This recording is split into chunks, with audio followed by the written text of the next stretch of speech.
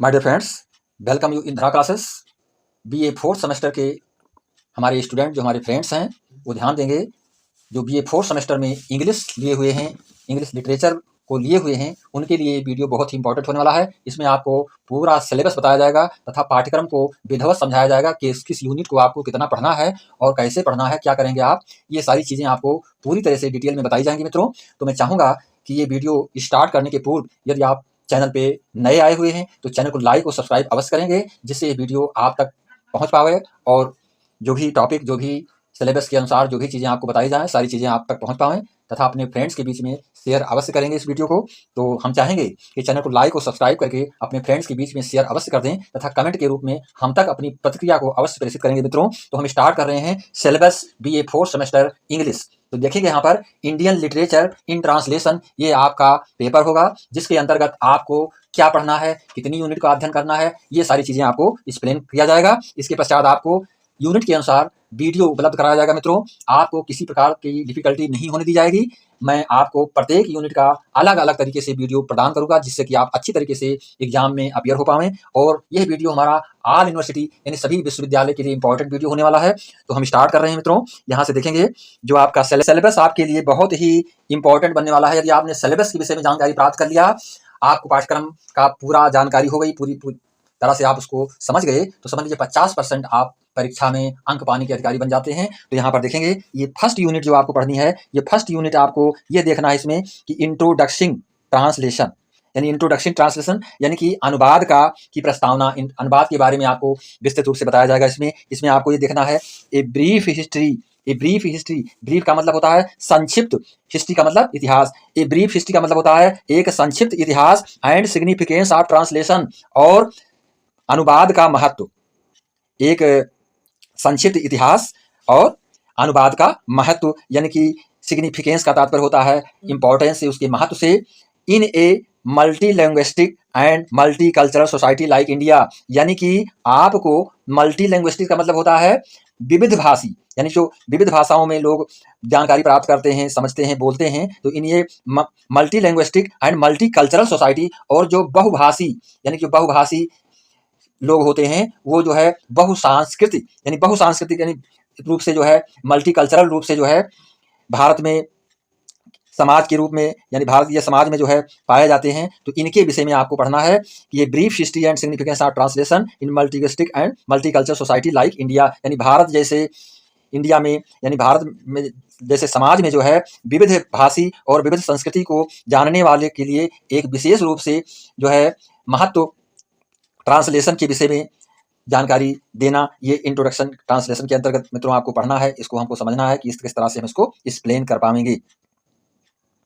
अगला जो आपका बिंदु होता है literal translation versus free translation, यानी लिटरल का मतलब होता है जो शाब्दिक ट्रांसलेशन जो होता है, जो अनुवाद होता है। वर्सेस का तात्पर्य होता है मित्रों, जैसे कि हम किसी के बाद बनाम शब्द का प्रयोग करते हैं। वर्सेस फ्री ट्रांसलेशन यानी पूर्ण स्वतंत्र अनुवाद के विषय में इसमें बताया जाएगा कि लिटरल ट्रांसलेशन, जो हमारा लिटरल ट्रांसलेशन होता है, जो शाब्दिक अनुवाद होता है, जो उसको हम वर्सेस फ्री ट्रांसलेशन यानी स्वतंत्र रूप से उसको ट्रांसलेट कर पाएं, इसके विषय में दूसरे बिंदु को आपको पढ़ना होगा मित्रों। इसके पश्चात देखेंगे हम यूनिट नंबर 2, यानी यूनिट नंबर 2 के अंतर्गत आपको ये देखना है इसमें यूनिट नंबर 2 में यूजिंग टूल्स का मतलब होता है जो यंत्र हम प्रयोग करते हैं, जो चीजें प्रयोग करते हैं। आप टेक्नोलॉजी यानी तकनीकी का जो हम यंत्र प्रयोग करते हैं फॉर ट्रांसलेशन को करने के लिए, जैसे आधुनिक समय में कंप्यूटर के रूप में, मोबाइल के रूप में हम ट्रांसलेशन करते हैं। Software are translating different kinds of texts with different level of complexity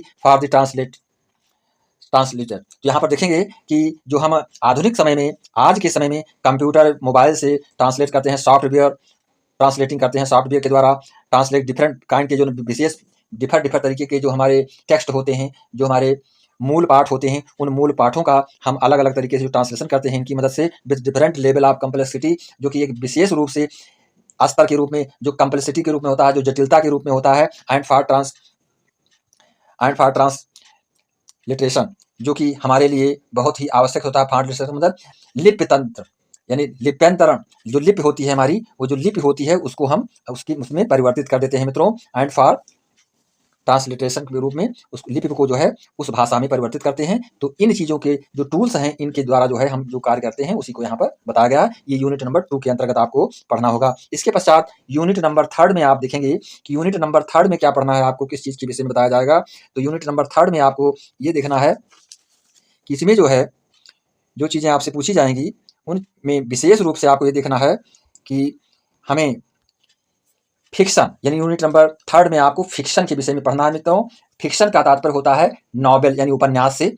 तो यूनिट नंबर 3 में आपको उपन्यास पढ़ना है फिक्शन। रविंद्रनाथ टैगोर यानी रविंद्रनाथ टैगोर जी का उपन्यास आपको पढ़ना है, जो कि the home and the world इस टाइटल से लिखा गया है, जो कि सुरेंद्र नाथ टैगोर के द्वारा मित्रों। तो ये हम रविंद्रनाथ टैगोर के जो है फिक्शन यानी कि नॉवेल को ट्रांसलेट किया गया है किसके द्वारा, सुरेंद्र नाथ टैगोर के द्वारा, the home and the world. तो ये हमको पढ़ना है। और इसके साथ साथ यदि हम चाहें तो अमृता प्रीतम पिंजर इसको पढ़ सकते हैं, यानी अथवा करके, यानी आप चाहे ऊपर वाला रविंद्रनाथ टैगोर का नॉवेल पढ़ेंगे या जो है अमृता प्रीतम पिंजर का आप नॉवेल पढ़ सकते हैं। आर करके अथवा लगा हुआ है। The skeleton and other stories Khushwant Singh, यानी खुशवंत सिंह के द्वारा लिखा गया ये the skeleton and other stories दूसरी कहानियों के विषय में आप पढ़ सकते हैं, जो कि न्यू दिल्ली तारा प्रेस 2009 में जो है लिखी गई है मित्रों। तो ये हमें देखना है। इसके पश्चात आप जो है यूनिट नंबर 4 में देखेंगे कि यूनिट नंबर 4 में आपको क्या पढ़ना है। तो यूनिट नंबर 4 में आपको पढ़ना है पोएट्री। ये पोएट्री के विषय में आपको अध्ययन करना है, जिसमें कि जयशंकर प्रसाद यानी जयशंकर प्रसाद की लिखी हुई जो कहानी है मित्रों आंसू, तो आंसू का जो है द गार्डन ऑफ लोनलीनेस इस टाइटल से आपको पढ़ना है, जो कि लिखी गई किसके द्वारा, चार्ल्स एस.जी. व्हाइट के द्वारा। यानी चार्ल्स एस.जी. व्हाइट ने इसको लिखा है पोएट्री के रूप में, यानी कि कहानी को एक कविता के रूप में इन्होंने बनाया हुआ है, लिखा हुआ है। तो इसको हमको पढ़ना है, जो कि दिल्ली मोतीलाल बनारसी 2006, यानी यहाँ पर इसको 2006 में जो है लिखा गया था मित्रों। अब हम इसको यदि आप कर रहे हैं या इसके पश्चात जो है दूसरा वाला आर करके जो कि अथवा लगा हुआ है कबीर, यानी कबीर के विषय में आप पढ़ सकते हैं। यानी कबीर ने जो लिखा है, कबीर ने जो दोहे लिखे हुए हैं उनको भी आपको इसके अंतर्गत पढ़ना है। The English writing of Rabindranath Tagore, यानी कि रविंद्रनाथ टैगोर ने इसको ट्रांसलेट किया है कबीर के काव्य को, कबीर के दोहे को, जो कि 1994 से लेकर के vowels first ED Shishir Kumar Das, यानी शिशिर कुमार दास ने इसको ट्रांसलेट किया है।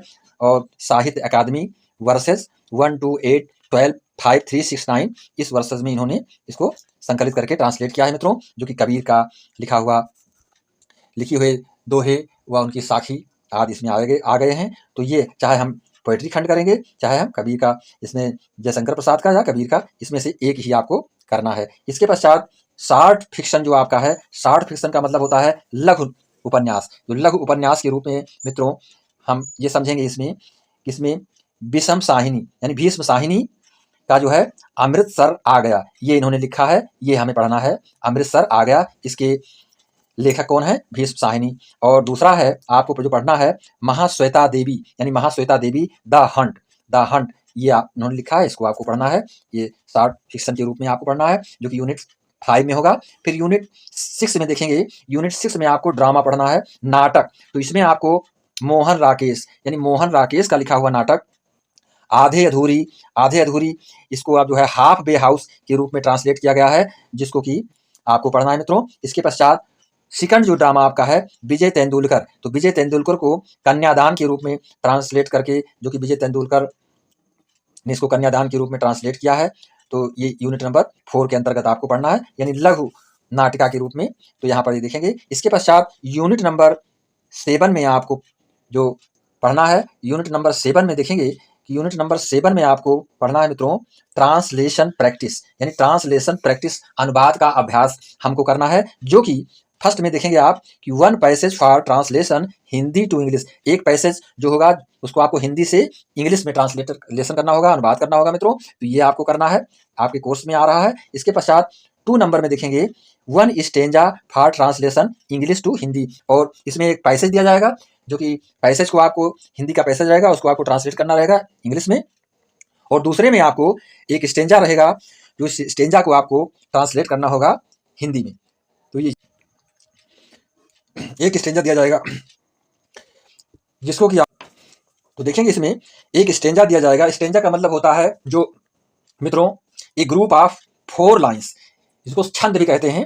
तो एक स्टेंजा दिया जाएगा, उस स्टेंजा को आपको ट्रांसलेट करना है किसमें, इंग्लिश का जो रहेगा उसमें हिंदी में, यानी उसको हिंदी में आपको ट्रांसलेट करना रहेगा। तो दो चीजें, एक पैसेज रहेगा और दूसरा स्टेंजा रहेगा। पैसेज को आपको, जो हिंदी पैसेज रहेगा, हिंदी पैसेज को आपको इंग्लिश में ट्रांसलेट करना रहेगा, और एक स्टेंजा दिया जाएगा, उस स्टेंजा को आपको हिंदी में ट्रांसलेट करना रहेगा। तो ये चीजें आपको यूनिट नंबर 7 के अंतर्गत पढ़नी है मित्रों। इसके पश्चात देखेंगे यूनिट नंबर 8, यानी यूनिट नंबर 8 में आपको क्या करना है, तो इसमें भी ट्रांसलेशन प्रैक्टिस ही रहेगी आपकी, जिसमें कि 1 passage for translation Hindi to English. एक पैसेज दिया जाएगा जो कि आपको हिंदी से इंग्लिश में, यानी कि हिंदी का पैसेज रहेगा उसको आपको इंग्लिश में ट्रांसलेशन कर देना है, और 1 stanza for translation English to Hindi, और एक स्टेंजा दिया जाएगा जो कि इंग्लिश का आपको हिंदी में ट्रांसलेट करना रहेगा। तो ये चीजें आपको बस पढ़नी होगी, जो कि आपके एग्जाम के लिए बहुत ही इंपॉर्टेंट होगा।